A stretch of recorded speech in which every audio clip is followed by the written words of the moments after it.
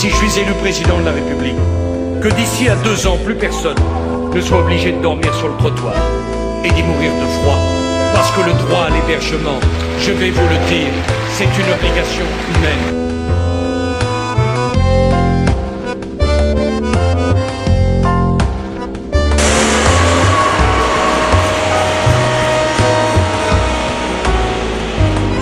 Est-ce que l'État doit considérer que parce que quelqu'un dans des conditions abominables, sous une petite tente, par -10, dit « je ne veux pas venir », est-ce que cette personne est lucide pour décider de sa vie ou de sa mort?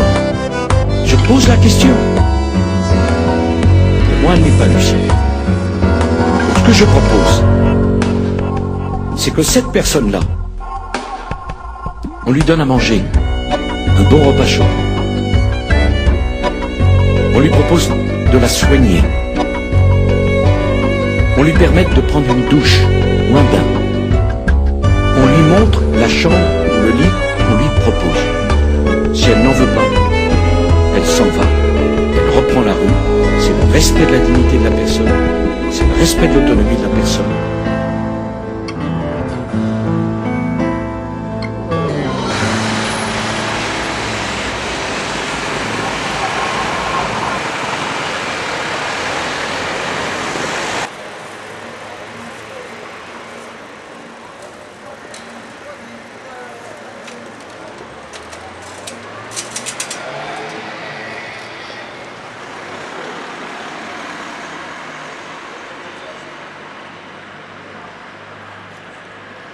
Je prendrais mon euro, je vais acheter une baguette. Ah, c'est vrai qu'une baguette c'est 75 centimes. Et il y a des centres style la Croix-Rouge et tout. Heureusement. J'ai déjà été, mais c'est pareil, c'est pas.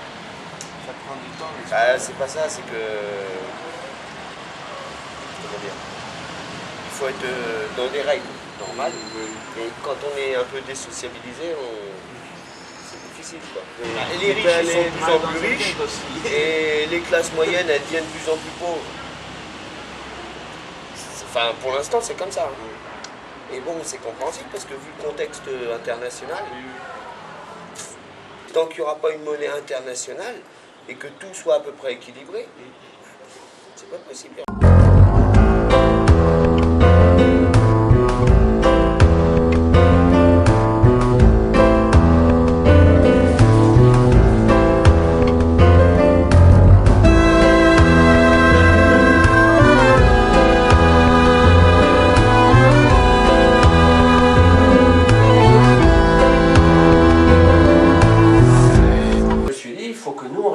En équipe, donc on a commencé à faire des réunions d'équipe internes et presque tous les soirs, toute l'équipe des 30 se réunissait pour essayer de réfléchir à vraiment ce qu'on faisait, ce qu'on entendait, ce qu'ils nous disaient. On les questionnait, pourquoi ils venaient, on essayait de comprendre ce qu'on faisait et pourquoi ils venaient. Et sur cette base-là, quand il a semblé comprendre, on a monté un projet associatif avec l'équipe, un projet associatif qui, compte tenu du besoin de l'évaluation, personnes était forcément très gros, parce qu'on estime peut-être à 5 ou 6 000 personnes, des personnes à la rue à Toulouse.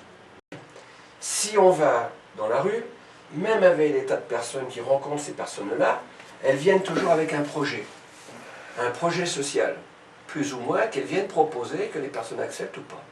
La plupart du temps, dans la rue, elles n'acceptent pas. Bon, donc ça fait beaucoup de fiasco. Mais, et du coup, ce qu'ils envoient est juste, mais parcellaire, ou une façon de se comporter de la personne vis-à-vis de son interlocuteur. D'accord, oui. Hein? Or, nous, on vient rien faire, on fait rien. Donc, la personne, voilà, on fait rien. Donc, du coup, comme on fait rien, je dis, elle nous montre pratiquement tout au bout d'un moment, puisqu'on fait rien.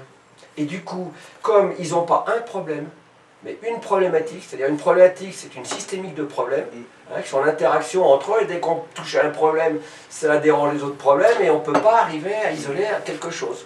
Donc c'est vraiment une problématique, et comme ces personnes vivent vraiment des problématiques, voire lourdes, on ne peut pas les approcher par un problème. Bien sûr, on ne peut pas cibler. Parce que si on veut traiter ce problème-là, on fout le bordel ailleurs et tout se casse la gueule. Et c'est pour ça que ça ne marche pas. Donc, l'État qui a besoin de faire des économies et qui sait que c'est contribuable et électeur, parce qu'à la fois on est électeur et contribuable, on paye mais aussi on vote, enfin on est censé, ben, l'électeur il vaudrait bien que ça s'améliore, mais il ne veut pas payer trop en tant que contribuable. Donc du coup, comme l'État est endetté, on essaye de réduire la dette et effectivement les services sociaux. Enfin, il y a tout le monde qui déguste en ce moment en France, mais les services sociaux ils dégustent drôlement.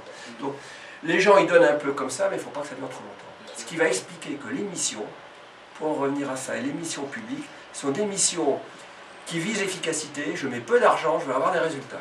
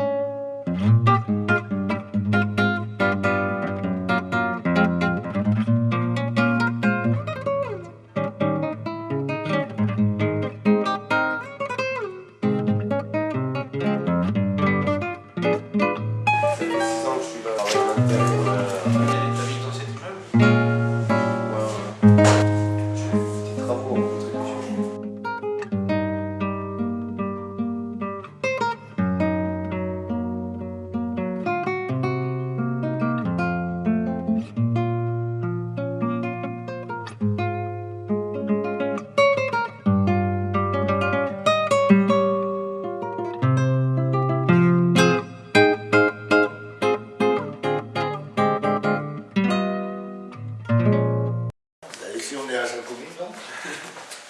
C'est là où tout le monde se retrouve, où on fait des réunions uniquement dans l'Utopia. C'est la salle commune. Ici. Et voilà, la cuisine commune. Et après on a une chambre, deux chambres où il y a des habitants. Et salle de bain avec... notre cause c'est l'hébergement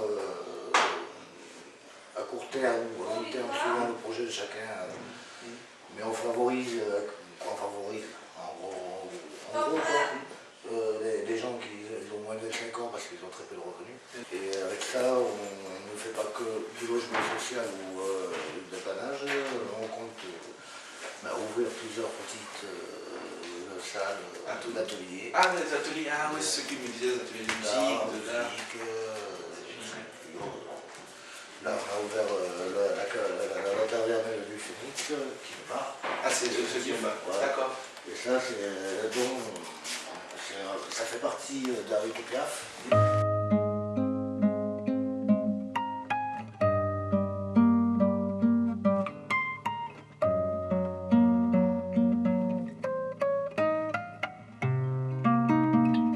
Salut, salut.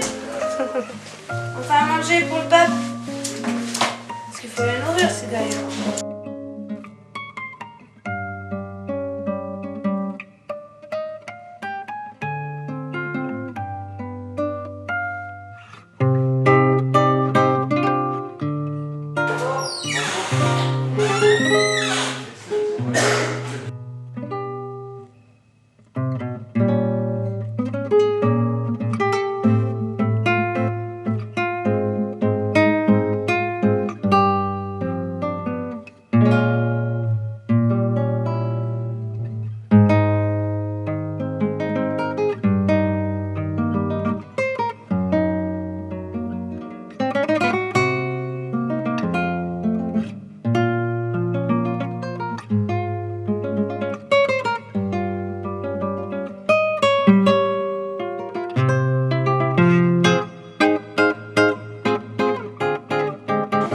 T'insérer dans la société, tu vois, on parlait de réinsertion. Parce que je suis désolé, l'école, elle t'insère pas du tout dans la société, pas du tout, quoi. Elle te formate, ouais, ça y a pas de problème, ouais. Je sens bien formaté, mais pour ça, tu pourrais voir rien, on n'était pas à rien, tu vois. Et donc du coup, on s'est retrouvé avec ces 3 bâtiments-là, plein d'appartements, il y avait une quarantaine, une cinquantaine d'appartements, non, une quarantaine je crois, d'appartements, tu vois. Sur 3 immeubles. Sur 3 immeubles. C'est moi qui me fais filmer depuis tout à l'heure. Tu veux pas, tu vois. Donc nous on a proposé, enfin, le DAL quand il nous a proposé de mettre des familles, on a dit bingo, c'est ce qu'on veut faire, quoi. Donc en fait, l'œil de Piaf, c'est quand tu viens ici, tu as un projet, nous on te fournit l'appartement, tu vois, on va te demander de participer aux frais d'eau et d'électricité. Voilà. Et puis à côté de ça, tu as la cour qui a un lieu de rencontre en fait, qui articule les 3 bâtiments. Les 3 bâtiments, c'est le lien social, puisque ça permet aux gens d'avoir un toit. Et tout le rez-de-chaussée ici, une bonne partie du bâtiment du fond, ce sera ça, la cave, etc. Bah, c'est des lieux culturels en fait. De manière à avoir de manière à tout remettre ce qu'on a besoin pour vivre ensemble au même endroit. Parce que tu vois, c'est bien de poser les gens à un endroit, de poser la culture de l'autre, mais forcément, en plus quand tu l'élitises la culture, tu vois, c'est obligé que les gens Et je pense que ça va s'améliorer. Enfin, il y aura des décisions importantes ou c'est peut-être pas encore formellement sûr. Mais déjà, tu as une nouvelle association qui vient de se créer récemment. Oui, mais bon, après, les associations, elles peuvent aboutir un peu, mais après, elles n'ont pas non plus le pouvoir, quoi.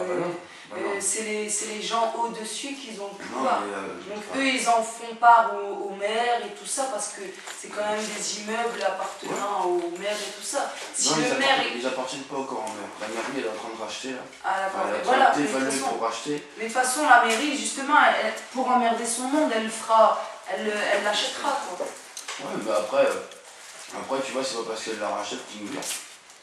Parce qu'il n'y a pas que la mairie à gérer, tu vois.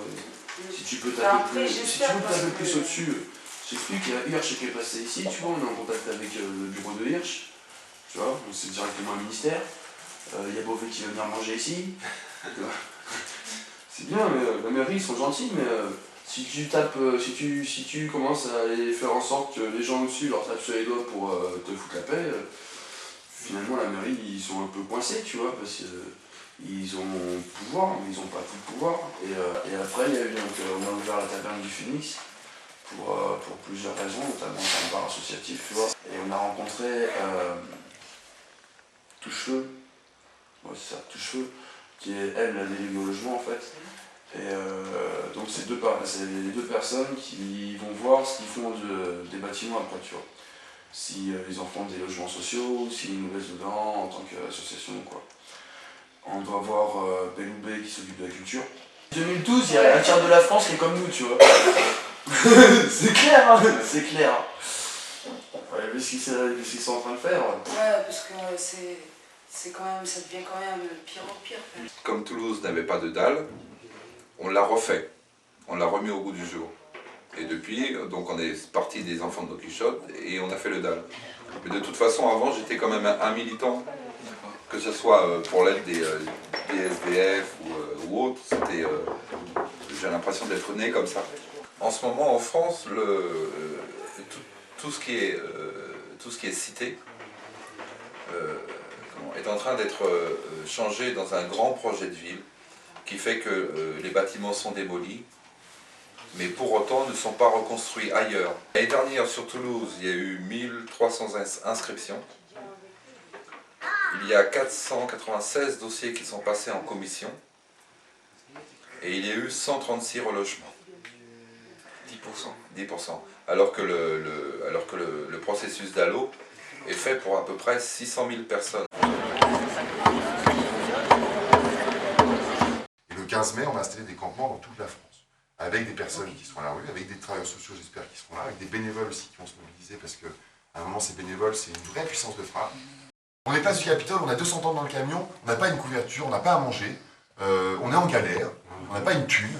Par contre, on est là pour manifester, on est là pour dire on se prépare, on se rencontre. Et le 15 mai, et moi je vais voir des étudiants, les 700 000 étudiants qui sont mal logés, nous ce qu'on réclame c'est une rupture pour eux. La rupture qu'on réclame, elle vous concerne. La partie visible de l'iceberg, c'est les SDF, c'est les 100 000. Pour traiter ces problématiques, il faut agir sur tout ce dont on se parle depuis tout à l'heure. Et aussi massivement sur le logement, et aussi donc massivement sur le logement pour les étudiants, comme le logement pour les 600 000 retraités dont tu parlais, qui sont à moins de 625 € par mois. souvent des femmes, qui ont bossé, qui se sont fait mal déclarer, qui ont perdu leur mec, leur mari, et qui se retrouvent avec moins de 625 € par mois pour vivre. C'est 600 000 personnes là aujourd'hui.